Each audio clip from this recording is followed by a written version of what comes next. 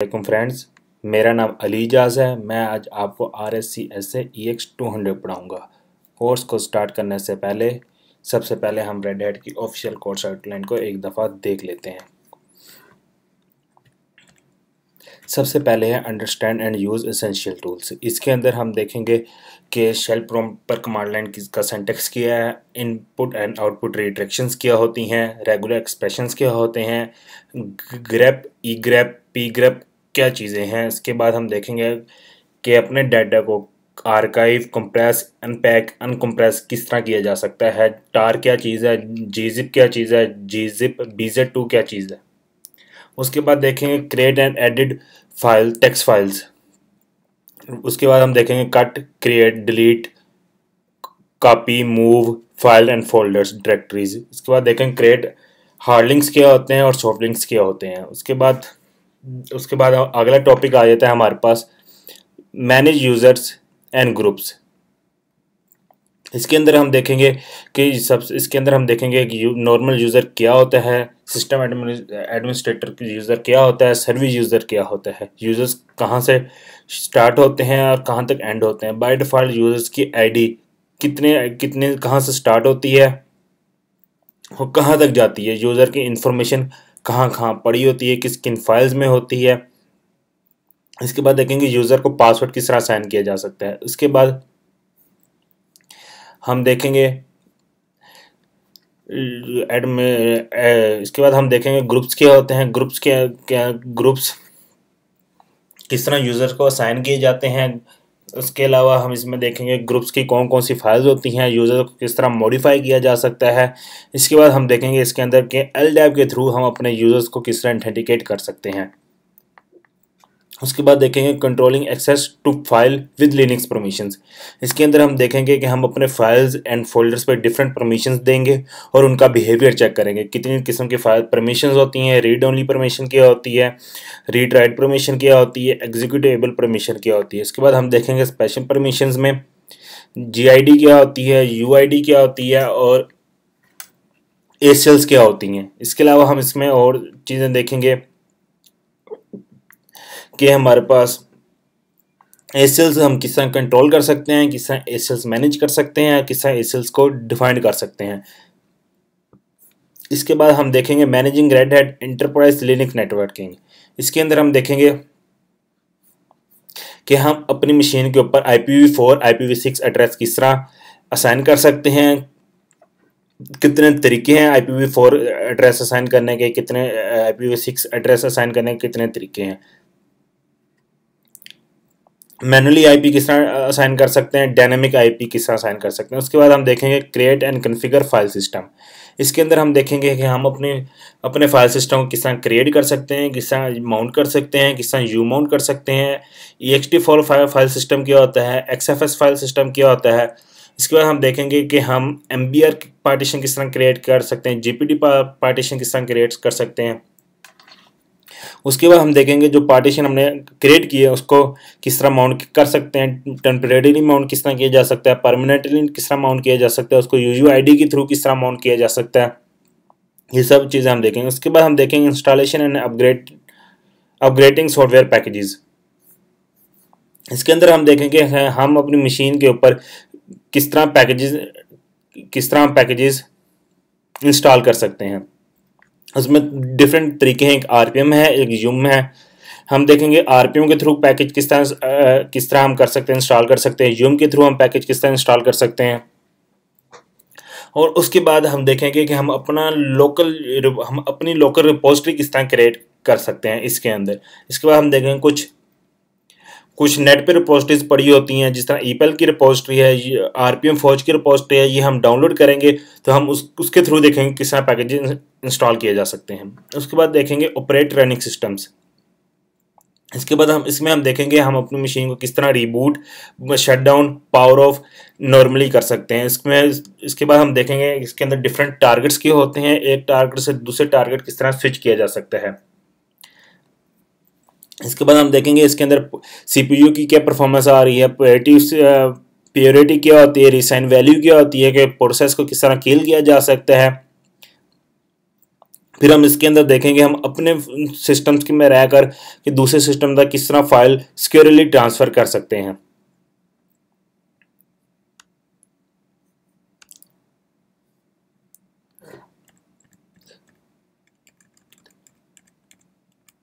इसके बाद हम देखेंगे कंट्रोलिंग सर्विसेज एंड डेमन। इसके अंदर हम देखेंगे कि हम अपनी मशीन, इसके अंदर हम देखेंगे हम किस तरह सर्विसेज को मॉनिटर कर सकते हैं, किस तरह सर्विसेज के डेमन्स को कंट्रोल कर सकते हैं। ऑन बूट टाइम के ऊपर हम सर्विसेज को किस तरह स्टार्ट स्टॉप रीस्टार्ट कर सकते हैं, और इसमें हम देखेंगे हम सिस्टम डी किस तरह डेमन्स को हैंडल कर रहा है।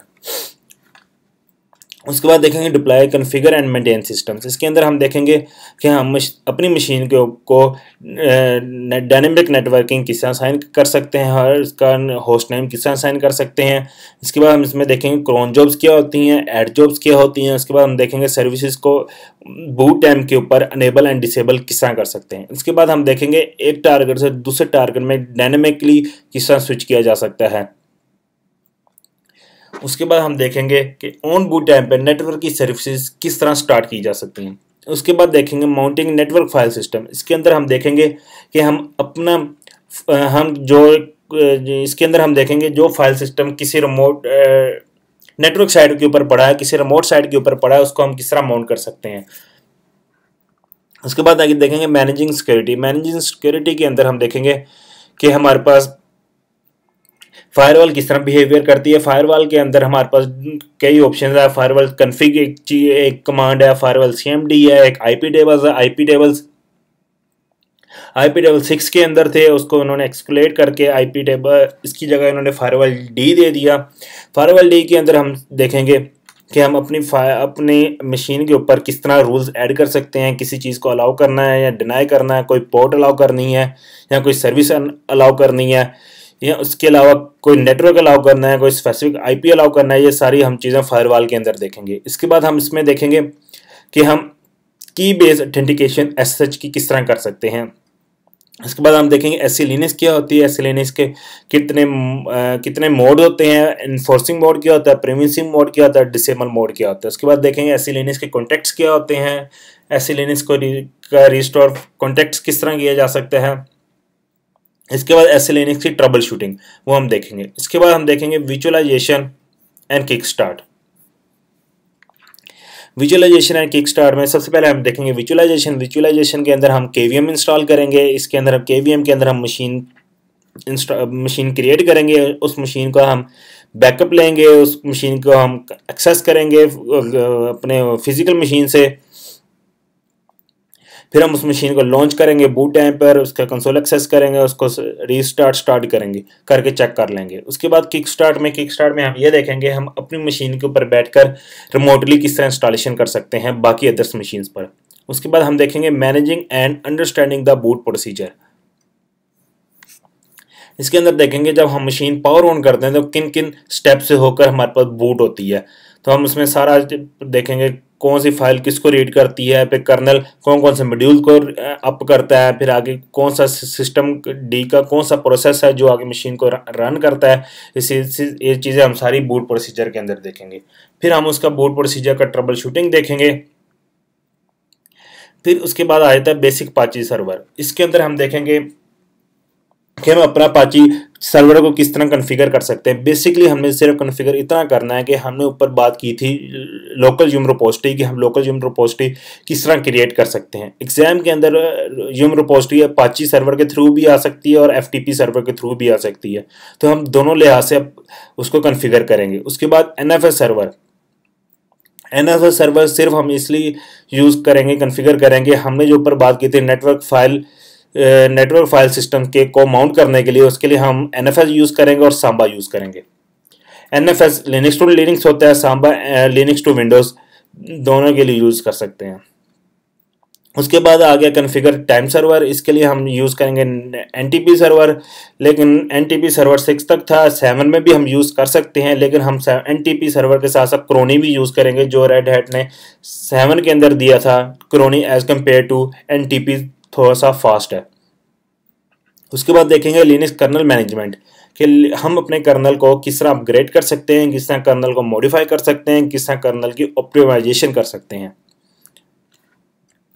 ये था रेड हैट का ये थी रेड हैट की ऑफिशियल कोर्स आउटलाइन। इसके बाद हम देखते हैं कि लिनक्स का डायरेक्टरी स्ट्रक्चर क्या है।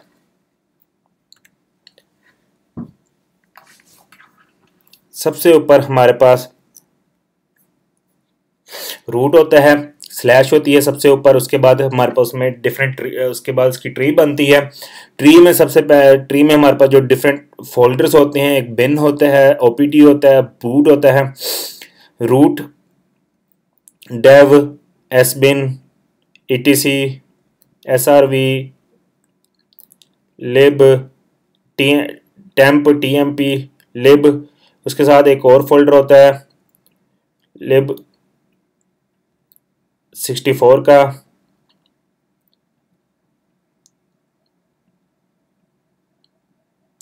इसके बाद स्लैश यूएसआर, मीडिया, वार और एमएनटी। सबसे पहले हम देख लेते हैं इन फोल्डर्स में क्या क्या चीज़ें होती हैं। बिन के अंदर हमारे पास नॉर्मल यूज़र कमांड होती हैं जो सिर्फ एक नॉर्मल यूज़र ही एग्जीक्यूट कर सकता है। उसके बाद ओपीटी के अंदर हमारे पास ऑप्शनल पैकेजेस होते हैं। मैंने कोई पैकेज किसी थर्ड पार्टी रिसोर्स से या किसी थर्ड पार्टी कंपनी से उठाया है और मैंने अपनी मशीन के ऊपर इंस्टॉल किया है, या उसको कंपाइल करके, यानी किसी कोड का या मैंने किसी सॉफ्टवेयर का या किसी पैकेज का सोर्स कोड उठाया है, उसको मैंने कंपाइल किया है, तो वो सारा उसकी इन्फॉर्मेशन कहाँ जाएगी, सारी उसकी डाटा वगैरह या उसकी चीज़ें कहाँ जाएंगी, ओपीटी के अंदर जाएंगी। इसके बाद स्लैश बूट है। बूट के अंदर हमारे पास कर्नल रिलेटेड फाइल्स होती हैं, ग्रब रिलेटेड फाइल होती हैं। 7 के अंदर जो ग्रब का वर्जन था वो वर्जन इन्होंने 2 कर दिया।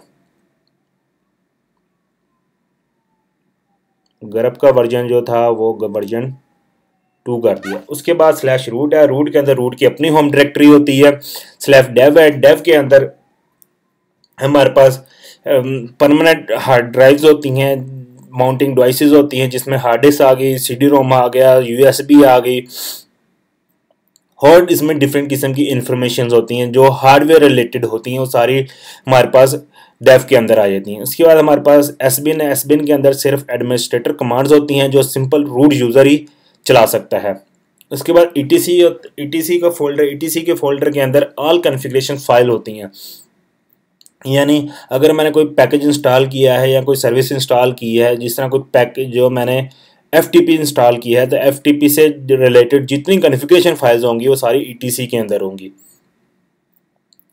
SRV के अंदर हमारे पास एप्लीकेशन रिलेटेड डाटा होता है, जिस तरह अगर कोई मैंने अपाची सर्वर इंस्टॉल किया या FTP सर्वर इंस्टॉल किया, उससे रिलेटेड जो इन्फॉर्मेशन होगी, जो डाटा होगा उसका, या उसकी जो डाटा होगा जो उसका, वो सारा SRV के अंदर होगा।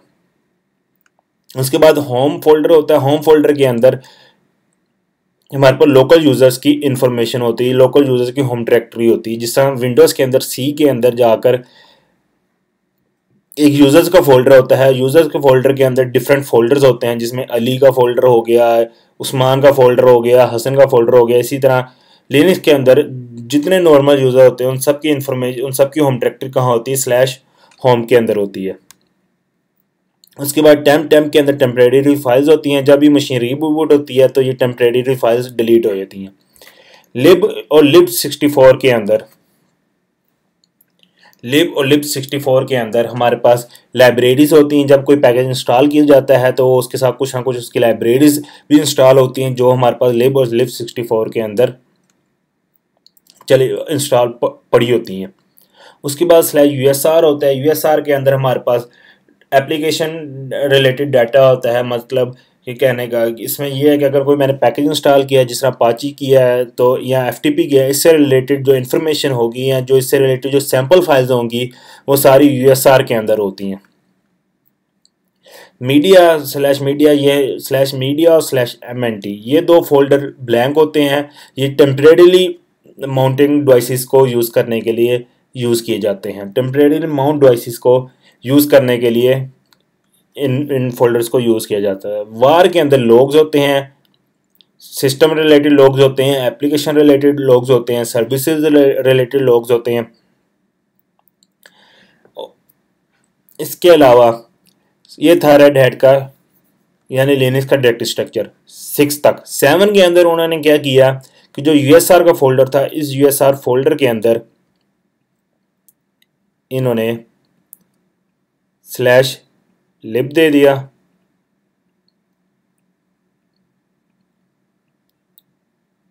और /lib64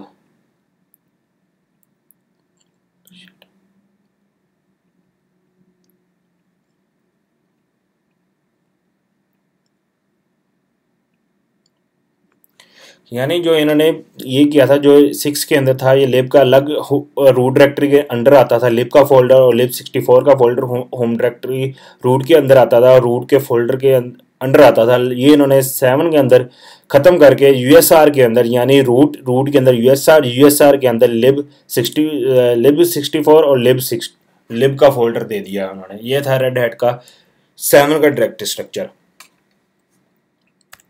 अब देख लेते हैं कि प्रीवियस वर्जन के अंदर और न्यू वर्जन के अंदर क्या क्या डिफरेंसेस थे।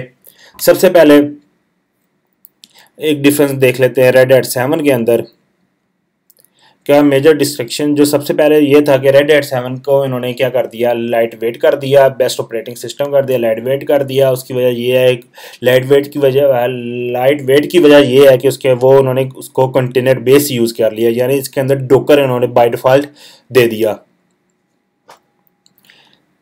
आगे हम इसको देखते हैं अब क्या क्या उन्होंने चेंजेस किए हैं रेड हैट 6 के अंदर, रेड हैट 7 के अंदर उन्होंने क्या क्या चेंजेस किए हैं।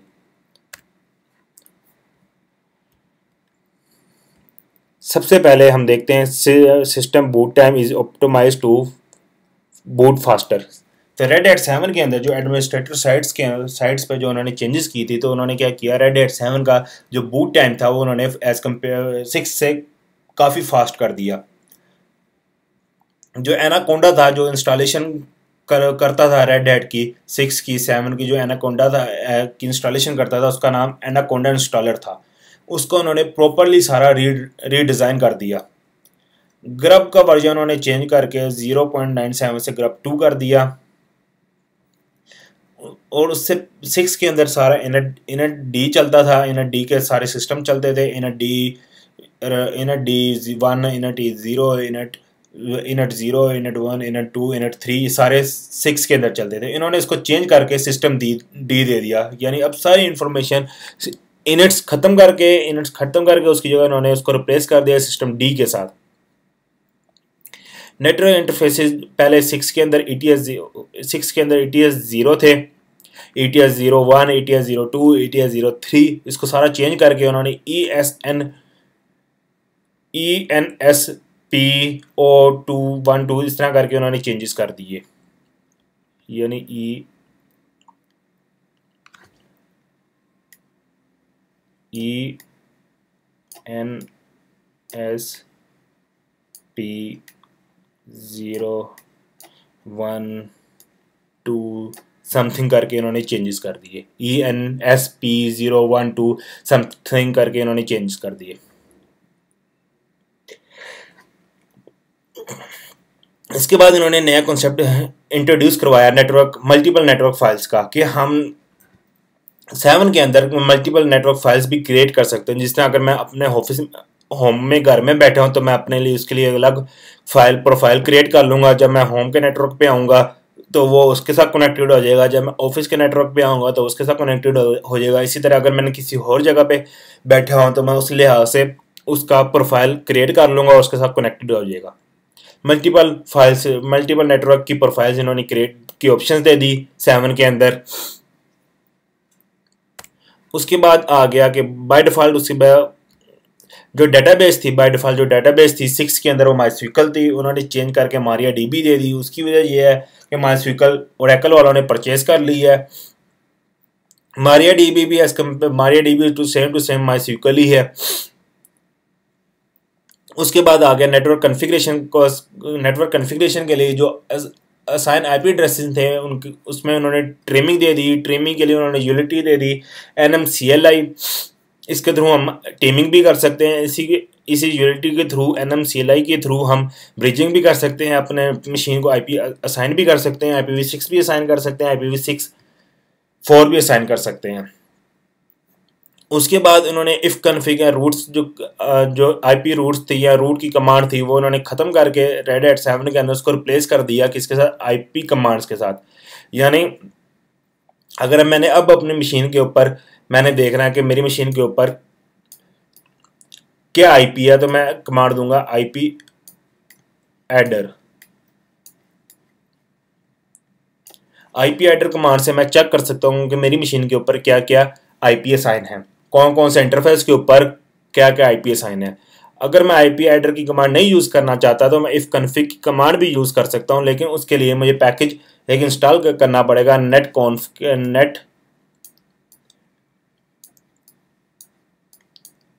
डैश कॉन्फ़िग नाम का एक पैकेज होता है, वो मुझे इंस्टॉल करना पड़ेगा। तो मैं उसके बाद इफ़ कन्फिग की कमांड भी यूज़ कर सकता हूँ। उसके बाद 6 के अंदर जीनोम का वर्जन 2 था, यानी जो डेस्कटॉप था जीनोम उसका वर्जन 2 था, उसको रिप्लेस करके उन्होंने जीनोम का वर्जन 3 कर दिया।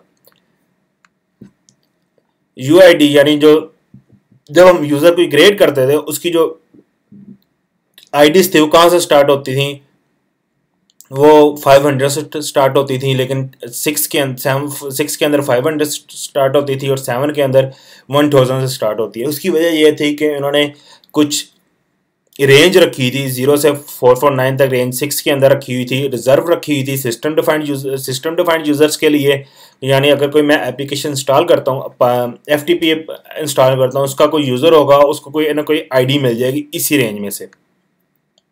जबकि 7 के अंदर उन्होंने रेंज इंक्रीज़ कर दी। इसकी वजह यह है कि 7 के अंदर जो यूज़र्स थे वो उनकी जो एप्लीकेशन थी वो थोड़ी सी इंक्रीज़ हो गई, जिसकी वजह से उसकी जो रेंज थी वो भी इंक्रीज़ हो गई।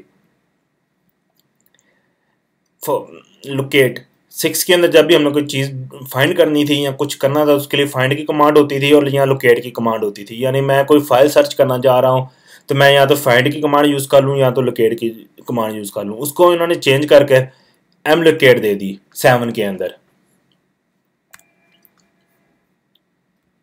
उसके बाद आ गया क्लस्टरिंग के लिए। 7 के अंदर क्लस्टरिंग के लिए हम यूज़ करते हैं RG मैनेजर।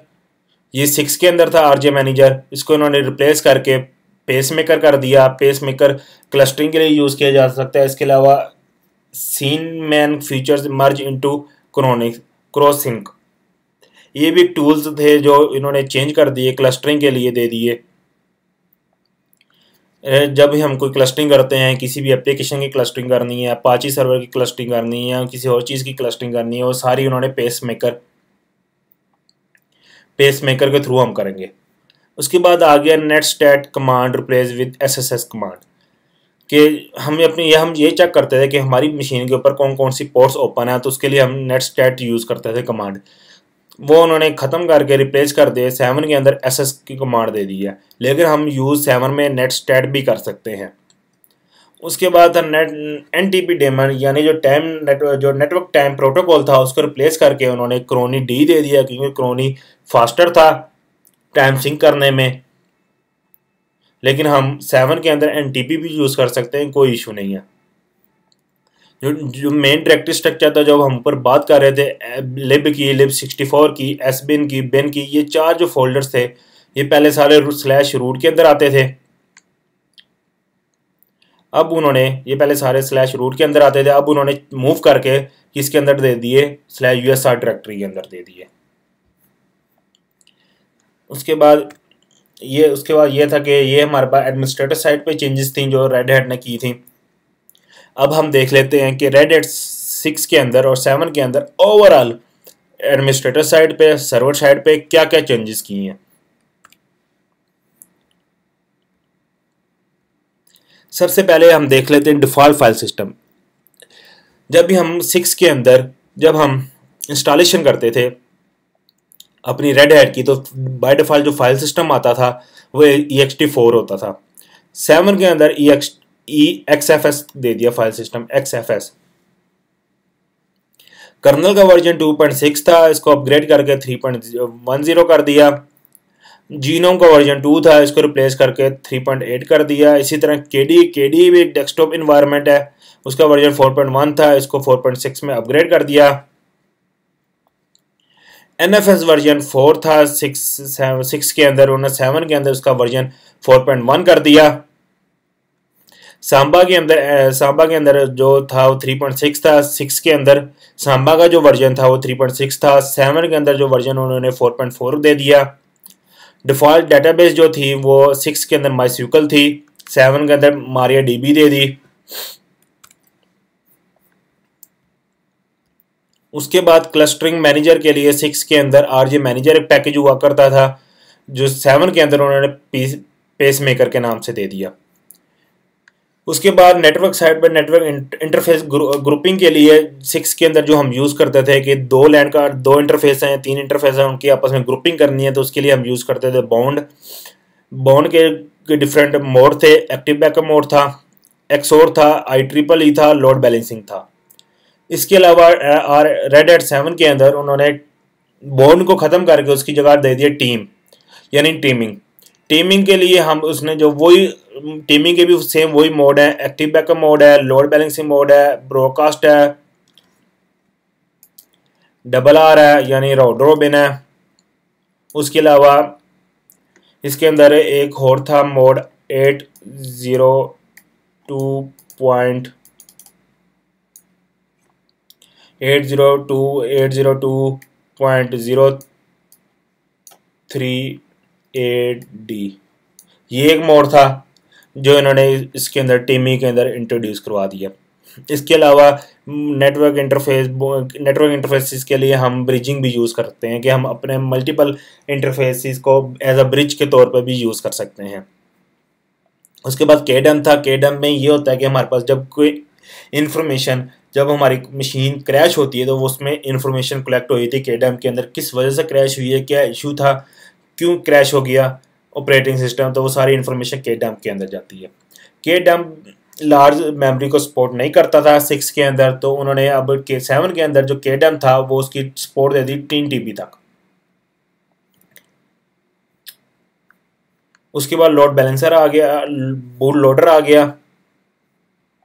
6 के अंदर जो बूट लोडर की जो फाइल थी, ये ज़रा उल्ट हो गया गलती से, ये 0.97 के अंदर था और इधर ग्रब का वर्जन जो 2 था। जो कॉन्फ़िगरेशन फाइल थी /boot grub.conf, ये वाली फाइल इधर थी grub.conf, और 7 के अंदर /boot/grub2 और grub.conf CFG, ये 7 के अंदर थी, ये 7 के अंदर थी और ये 6 के अंदर थी बूट लोडर की फाइल। उसके बाद फाइल सिस्टम चेक था। फाइल सिस्टम चेक 6 के अंदर E2 FSC के था। इसमें क्या क्या चेक होता था, आईनोड चेक होता था, ब्लॉक साइज चेक होता था, डायरेक्टरी स्ट्रक्चर होता था, डायरेक्टरी का जो लिंक्स बने हुए हैं आपस में वो चेक होते थे, काउंट्स चेक होते थे, रेफरेंसेस काउंट, जब हम इनके आईनोड्स चेक करते हैं तो उनमें कोई काउंट्स भी होते हैं वो चेक होते थे। उसके बाद इनकी ग्रुप समरी चेक होती थी।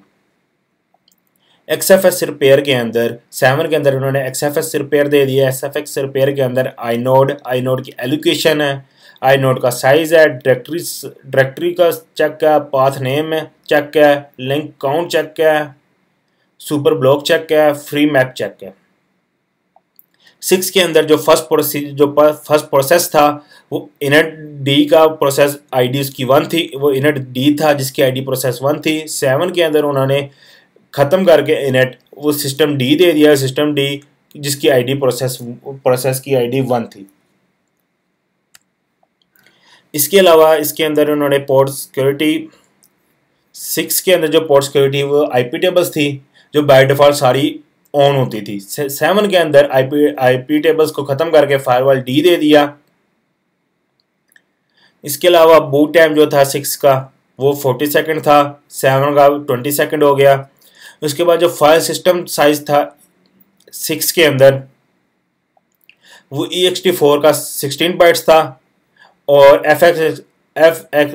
XFS का 500 TB तक सपोर्ट करता है। इसके अलावा प्रोसेसर आर्किटेक्चर के अंदर 6 के अंदर 32 बिट था और 64 बिट था, जबकि 7 के अंदर ओनली 64 बिट है। उसकी वजह ये है कि 7 के अंदर जो फाइल सिस्टम था XFS, ये 32 बिट सपोर्ट नहीं करता। नेटवर्क कॉन्फ़िगरेशन टूल के लिए हम ग्राफिकल एक कमांड होती थी, सेटअप होता था, सेटअप का 6 के अंदर, और 7 के अंदर उन्होंने MNTUI दे दिया। होस्ट नेम कॉन्फ़िगरेशन फाइल 6 के अंदर ETC 6 कॉन्फ़िग नेटवर्क थी, जबकि 7 के अंदर कॉन्फ़िगरेशन फाइल दे दी उन्होंने ETC होस्ट नेम। हम फाइल को बिना ओपन करके भी हम कमांड यूज़ कर एडिट कर सकते हैं अपना host name command, host name CTL। इसके थ्रू भी हम अगर होस्ट नेम अपना चेंज करें, वो ऑटोमेटिकली इस फाइल के अंदर जाके चेंज हो जाएगा। इंटरफेस नेम 6 के अंदर ETS0 था, 7 के अंदर ENS33 इस तरह का समथिंग था। सर्विसेज थी, सर्विस SH रीस्टार्ट स्टॉप, और इसको ऑन बूट टाइम पे करने के लिए चेक कॉन्फ़िग थी। इसी तरह 7 के अंदर सिस्टम CTL आ गया, system CTL start restart stop service SH, और इसको ऑन बूट टाइम पे करने के लिए enable system CTL enable SSHD।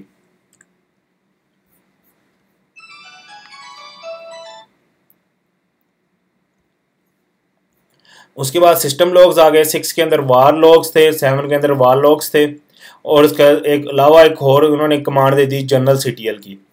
Run level 0 power of के लिए, 1 सिंगल यूज़र मोड के लिए, 2 मल्टी यूज़र के लिए, मल्टी यूज़र CLI के लिए, रन लेवल 4 नोड यूज़ के लिए, रन लेवल 5 GUI मोड के लिए, रन लेवल 6 रीस्टार्ट के लिए। 7 के अंदर उन्होंने रन लेवल्स खत्म करके उसकी जगह टारगेट्स दे दिए। Targets power of target, rescue target, multi user target, graphical target और रीबूट टारगेट।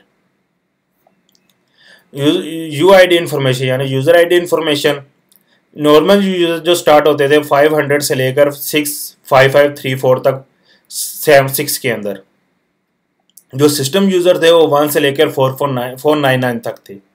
7 के अंदर उन्होंने जो नॉर्मल यूज़र थे वो 1000 से लेकर 65534 तक, और जो सिस्टम यूज़र हैं वो 1 से लेकर 999 तक दे दिए। उसके अलावा रूट का पासवर्ड प्रॉम्प्ट करने के लिए, बाईपास करने के लिए 1 के अंदर